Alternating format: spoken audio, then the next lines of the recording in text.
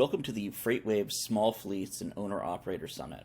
I'm Nate Tabak, a reporter with FreightWaves who co-hosts Long Haul Crime Log. It's a podcast dedicated to crime in the trucking industry. Joining us today is Sue Ross. She's a lawyer who's a partner with MSK in Los Angeles, and she specializes in compliance issues. And she also drives Harley Davidsons. Sue, thank you so much for joining us. My pleasure. Thanks for the invitation. So today we are talking about something that actually happens pretty often in the trucking industry, and that's when a tractor trailer gets caught transporting something that it isn't supposed to, illegal drugs. And this happens frequently at the U.S. borders with Mexico and Canada, and as part of the many things that you specialize in, that you've been involved in your share of cases involving drugs at the border. In a nutshell, what generally happens when a driver is going through one of these inspections and border officers find drugs? Well, some of the answer to that depends on the quantity of drugs. So let's talk about worst case scenarios. It also depends in part on where the drugs are found, because the attitude of the government tends to be different if the drugs are in the shipment versus in the cab. And the reason it's different is because oftentimes if it's in the shipment or in the container or the trailer, it's usually something that the driver doesn't necessarily know about, whereas the assumption is if it's in the cab, they know about it. So if it's in the cab, or it's a lot of drugs, that's the other time they'll sort of go for broke and step back from that later. Typically what will happen is the individual officer who's doing the search, or whether it's a series of officers, will at that point call in the criminal authorities, because the assumption is that there's some kind of criminal activity. So what you have is the driver or drivers, as the case may be, will be interviewed, arrested, the vehicle, the cab, the cargo, everything will be seized, and then the whole process has to start from there, whether it's criminal, civil, or both simultaneously. And we're talking about a large quantity of drugs. I've reported on cases involving like $20 million of marijuana, for instance. When there's that quantity involved, are you if you're a driver and that's that amount of quantity of drugs is in your trailer, you could expect that you're probably going to be detained for a period of time. Is that fair to say? Oh, I think that's a given. The question is, what else happens? In other words, can you convince the authorities you didn't know? Or can you convince them enough that they don't arrest you? The more likely thing is you'll get arrested and everything works kind of backwards from there. And one of the things that I actually find really interesting in reporting on these cases is that it's, of course, very common that a driver will say, I didn't know about the drugs. And I think it's a very understandable response to just, for a regular person, say, okay, there's thousands of pounds of marijuana in your trailer. Of course you knew about it. But I've actually reported on cases where it has in fact occurred where the driver appears to have not actually known. There was this case out from Detroit where it was a rookie truck driver who was hauling a load of pork, and the basic situation was that they had took a loaded sealed trailer, and it somehow, unbeknownst to the driver, had marijuana in it, and there was actual evidence to back up that the driver did not know, and it took weeks and weeks. And the driver's, defense lawyer managed to get this guy, released, and actually with some stipulation that the government believed he was not involved. Is it actually something that happens with some regularity where a driver doesn't actually know about a significant quantity of drugs in a trailer? It's actually quite common, because typically, at least in my experience, the driver gets a call that says, go pick up a load at this address. So they'll take their cab over there and they'll back up to connect to the rig, whatever it is, whether it's a trailer or a container with a chassis. Because it's a sealed vehicle, they really don't, look, you're a trucking company, you want to limit your liability. If you receive a sealed container of any sort and you crack the seal or you open the seal, you're now liable for any damage or loss to the contents. So the driver's going to, back up, grab the equipment, look at the paperwork to make sure that it says something that looks like it's legit. And I don't mean that to sound flippant, but, I was told it's going to be a container that contains, let's say, wearing apparel. And he gets a manifest that says it's, 4,000 boxes of wearing apparel, doesn't look like it's overweight, everything on the paper looks in order, and they'll just drive off. Which is why I said to you at the beginning, a lot of this depends on whether it's in the cab or in the equipment. Because if it's in the cab, that presents a whole other set of circumstances. But if you tell me that 99.9% of the time the driver doesn't know what's in the cab, in the equipment, that doesn't surprise me.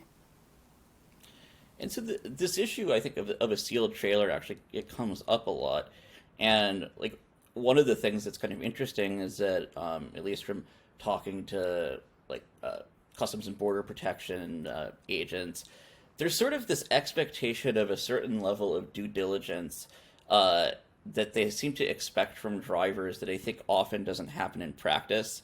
That this idea that if you pick up a load, that you're going to be doing things like compare the actual serial number on the trailers against like the bill of lading, the customs documentation, all stuff that maybe you should do. But yeah. Well, look, there are certain basic due diligence, security kinds of steps that you should be doing. And I get that everybody goes with shortcuts, but the reality is if you're given a trailer number and you're given a seal number, it's in your interest and or the interest of your trucking company that that's the load you picked up. So doing that sort of basic checking is not out of the ordinary. Where I get into good arguments with the customs folks is they're talking about checking the contents.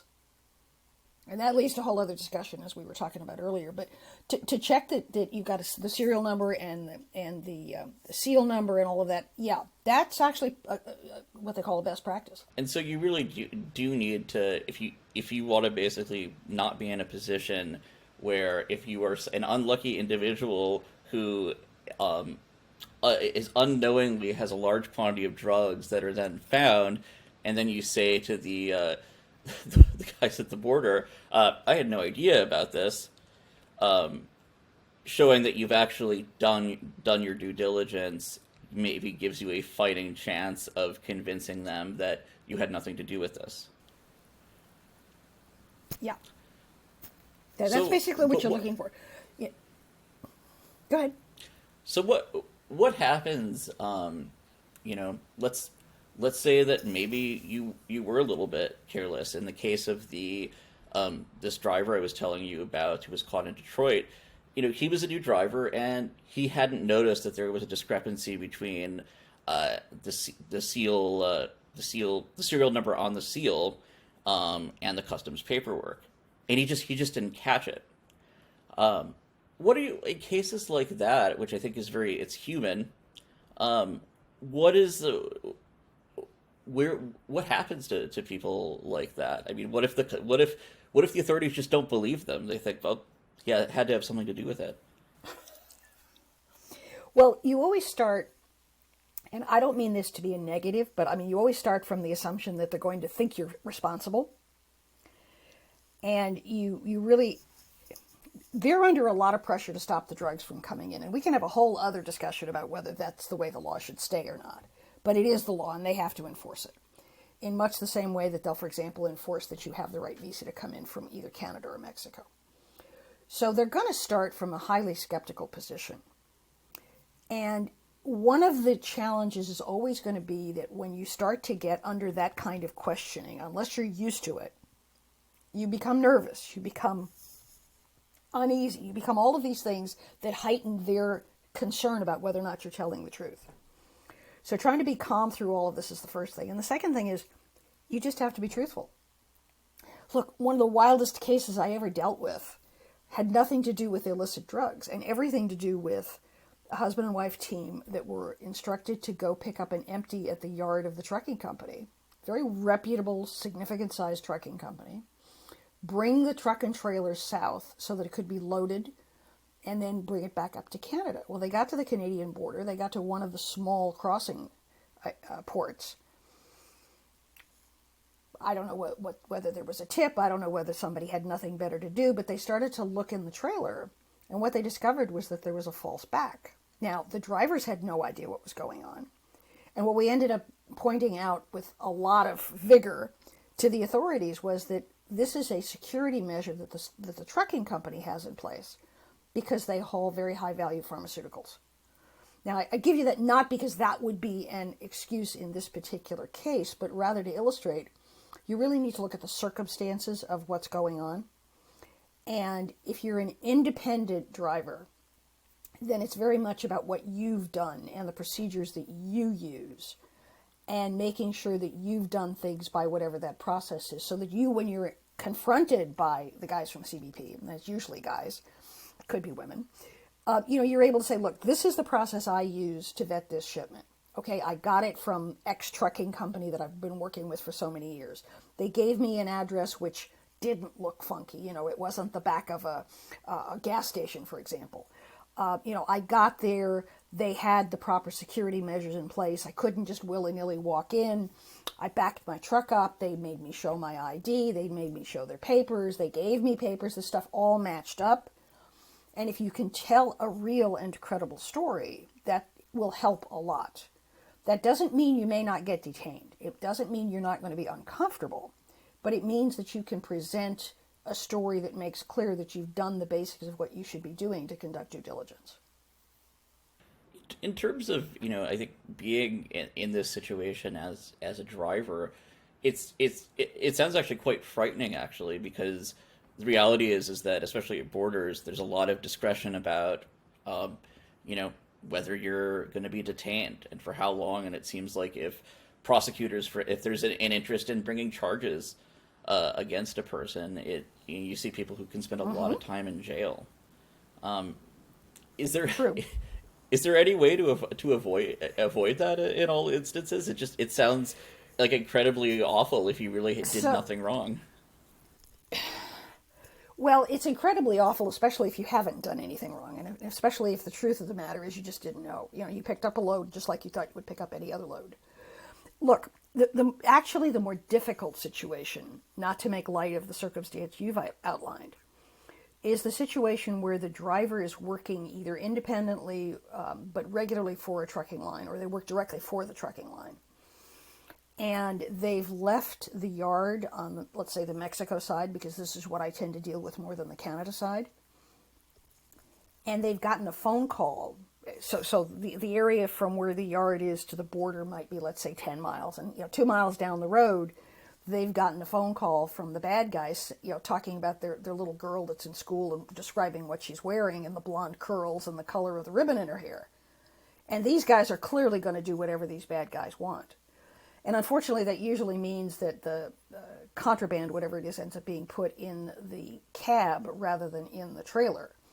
And what will happen is they'll stop, everybody will jump on board, they're going to do whatever they're going to do. A couple miles down the road, they all jump off, and there's not enough of a time delay to be able for the folks back at the headquarters, so to speak, to see on the GPS movement that there's actually been any disruption. And so one of the things we've done with several of our clients is we've developed a system whereby if one of the drivers has been co-opted in that manner, there's a way that they can signal to the customs authorities that has happened. And it has to be done subtly, and it has to be done carefully, and it has to be done in a coordinated manner, because you don't want the driver held responsible, and you also don't want the driver put in a situation where somebody realizes that they've ratted out the bad guys, and that has a whole other set of consequences to it. So these are very difficult circumstances for which there are no really good answers, and for which so much of this, as you just said, turns on, what mood is the officer in? How are they dealing with their discretion that day? Did you catch them at a good time or a bad time? What's the supervisor want to do when they get called over? Are there dogs involved? And again, it's all about the facts of the circumstances. And how do you deal with that when there is someone who's been threatened or coerced into doing that? Because I think a lot of people put in that position where you think someone's threatening the life of your kid or someone close to you. Like, yeah, of course you're going to you could bring whatever they want across the border. Oh, yeah. There's no question about that. And this is why I say what we've really tried to do in those circumstances is think through, and I'm obviously not going to get into details here, but we've tried to think through what in the process could be done so that when the driver reaches the port of entry and they're standing there, or sitting there, I should say, pulling up to the booth, so to speak, how they can provide information to the customs authorities that makes clear this is a load where I've been compromised. And I'm signaling this to you so that you can do what you need to do. And then what we've managed to get customs to do consistently is they will treat it like it's just another secondary inspection, and they'll wander around, do whatever, and then order them over to secondary, and that's kind of the way the whole thing gets handled. But that works for trucks. It doesn't work necessarily if you're driving your personal vehicle. That's a whole other problem. I mean, it sounds like something out of a movie. I mean, and I could sort of, in terms of this, having like your family threatened. Is that something that that like CPB officials, that they actually will believe? Like, do they believe that story? I mean, yeah. Look, a lot of our clients tend to be not the owner operators, but the trucking companies, and since I deal primarily in Mexico, the context is different than it is in Canada. But we've had situations where we've actually brought the customs authorities, before the border was closed, down to the facility in Mexico, walked them through it, shown them all of the steps that we have in place, including dogs, including GPS, including all of the other security measures that are in place, and said, look, this is just a fact of life. This is how these guys work. So we're telling you up front, this is what we're planning to do. And that's why they will believe it, because if you were involved, and you were voluntarily involved, and you basically signaled that the load had been compromised, you're out your money, so to speak. So, you're not going to cooperate with the authorities in even a subtle manner, under threat, as we've talked about, of somebody getting killed. Well, thank you so much, Sue, for talking with us. It's been really fascinating and eye-opening, because I think drug smuggling is often it's a lot more nuanced and complicated, I think, than we appreciate, and especially when innocent people are kind of caught up in the mix. Thank you very much again for the invitation. I always enjoy chatting with you. If you want to hear more from Sue and this fascinating world of what happens with drug smuggling and trucks and all that stuff, we're going to have an extended conversation with her on Long Haul Crime Log. That's FreightWaves podcast dedicated to crime and trucking, and you can find it just by searching for Long Haul Crime Log on Apple Podcasts or anywhere you get podcasts. But it's a fascinating discussion, and you will hear more of it on there. Thank you again, Sue.